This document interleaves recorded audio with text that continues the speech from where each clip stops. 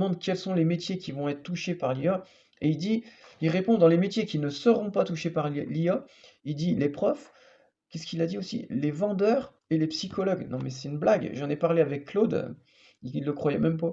Non mais les vendeurs, sur Amazon, quand vous allez acheter un truc sur Amazon ou sur n'importe quelle plateforme, c'est pas un vendeur qui est face à vous, c'est une IA qui gère votre commande et qui vous suggère d'acheter autre chose. Les psychologues, ben, c'est évident qu'une IA, elle aura des capacités à être une bien meilleure psychologue que n'importe quel être humain. Elle va pouvoir mener des milliers d'entretiens à la fois, elle aura une base de données qui sera incroyable, une mémoire incomparable avec n'importe quel être humain. Donc, mis à part qu'on n'aura pas quelqu'un, la texture d'un être humain entre nous, c'est incomparable, il n'y a rien à voir. Et puis l'autre métier, c'était quoi? Prof, oui, non mais prof. Tous ceux qui ont fait des études en visio, ils savent très bien qu'une IA peut être un super prof. S'adapter exactement à la personne qui est en face, préparer des cours sur n'importe quel sujet. Moi j'enseignais les maths, je suis incapable d'enseigner certains domaines des mathématiques. L'IA, elle pourra faire ça mieux que n'importe qui. Et si on lui pose une question, elle répond à n'importe quelle heure du jour et de la nuit.